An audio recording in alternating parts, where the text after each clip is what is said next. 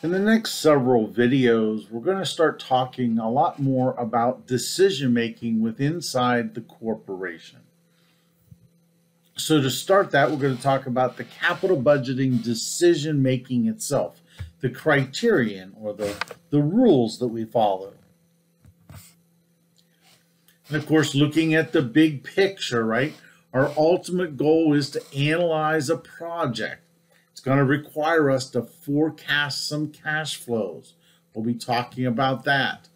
There's techniques that we'll talk about. This one describes net present value, but certainly there are other techniques we'll discuss.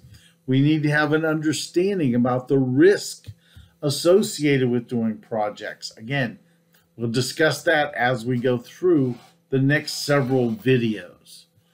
So what is capital budgeting?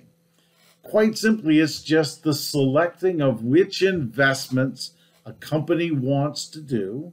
Primarily, we're talking about plant and equipment kinds of decisions, which could include new products, replacement product lines, etc.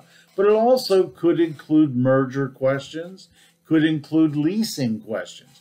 So there's a variety of things that we're going to talk about, but the one thing they all have in common is they are long-term decisions. So what are the essential steps?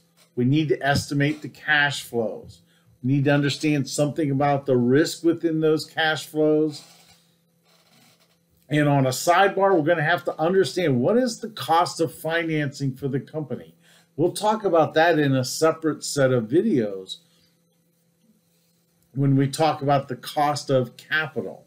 And of course, in the end, we need to evaluate these projections, right? We need to analyze the data and decide what we want to do with this particular asset.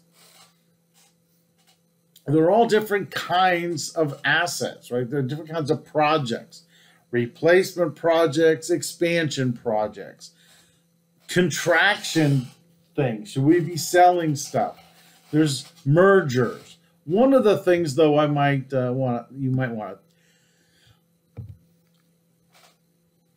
mention is this idea of safety or environmental projects, something very important for the social responsibility of the company. Unfortunately, though, most of these projects are not going to have great rates of revenue to help offset these expenses. So it may take a little bit of an adjustment to our techniques to totally understand the value that these particular assets are going to bring us. If you're thinking about projects, we need to select, right? That's the idea. Well, kind of depends on what type of project it is. And from this perspective, we're really talking about, I guess, a characteristic of a project. And I like to think about mutually exclusive first. Every project that you can think of starts out mutually exclusive. You want to buy a pizza oven for your pizza shop. You're not just going to maybe look at one oven. Maybe you'll look at 4 ovens. Each one has some different benefits, maybe different disadvantages, certainly could have different costs. So we need to explore all of those. So let's say there were 5 pizza ovens that we look at.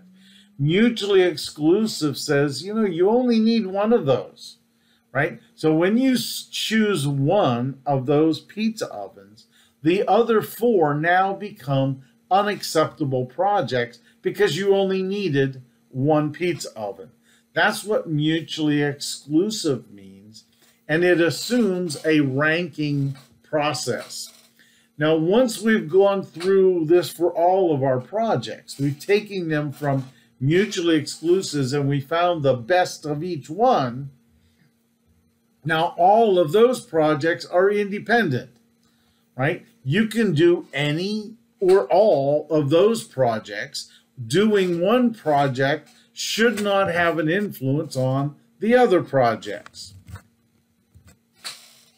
So let's think about techniques. The first technique we want to talk about is net present value. I'm sure you've heard of this technique before. The version that we typically utilize in our spreadsheets, etc., is you find the present value of all future cash flows and you subtract the initial investment or the cash flow at time 0. So again, net present value minus cost. This is the net gain in wealth. So any asset or any project that has a net present value greater than 0, you would be willing to purchase. If we're looking at mutually exclusive projects, how do you choose the best? The best is the one with the highest net present value, as it adds the most value to the firm. Now, if we have a couple of projects we want to look at, we have project L and S. Here are our cash flows. In later videos, we'll talk about how you estimate and determine what these cash flows are.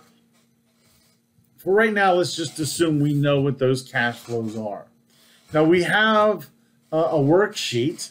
This worksheet's the Capital Budgeting Techniques worksheet.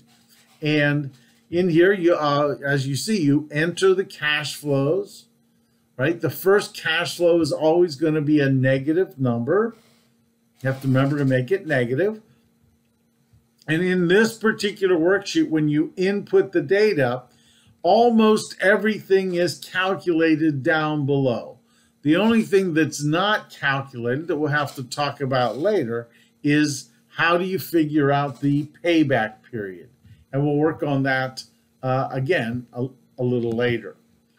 So, which should you do of these projects? Again, if we're looking at net present value, it's $18.78 for L, $19.98 for S. So which should you do? Well, obviously, if they are independent, you do them both because they're both greater than 0. However, if they're mutually exclusive, you would choose S because it is greater, has a greater net present value than L. Now, this calculation, net present value, is dependent on the cost of capital. The cost of financing is a critical element in all decision making. This is where we apply it. Later, when we look at cash flows, we're going to see that we don't include the cost of financing, interest expense, in our income statements because we include it here. The next technique to talk about is something called the internal rate of return. Now, quite simply, this is just the rate of return if you buy the asset today and you receive these actual cash flows. Now, many textbooks, many people talk about what the IRR is. It says it's the discount rate that forces the present value to be equal to the cost. And that's great. It tells you where net present value would be equal to 0.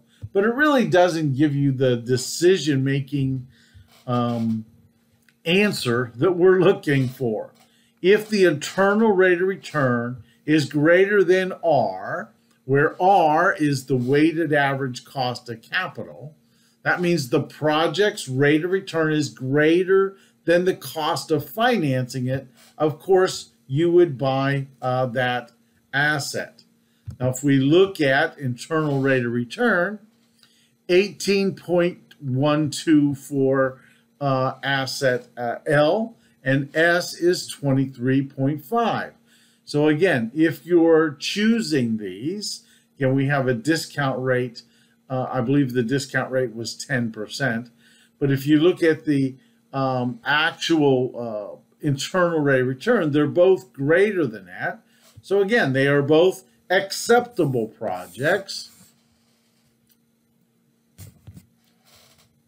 If they're independent, again, you would do them both because they're both greater than the weighted average cost of capital. But if they're mutually exclusive, again, we choose S. Why? Because S, the internal rate of return for S is greater than the internal rate of return for L. Now, the internal rate of return is not dependent on the cost of capital, right? We use the cost of capital as the benchmark, right? We need to exceed that. However, that number is not included in the actual calculation of internal rate of return. So how is this internal rate of return related to something we've talked about in previous videos? The internal rate of return forces the present value to be equal to expected cash flows.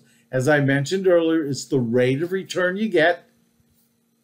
If you buy the asset at the current price, you receive the predicted cash flows. That's the exact same definition for yield to maturity with a bond. If you buy the bond and you hold it to maturity, this is what you earn on that particular investment. Well, I hope you like where we're getting started here with valuing corporate assets. I'll talk to you soon.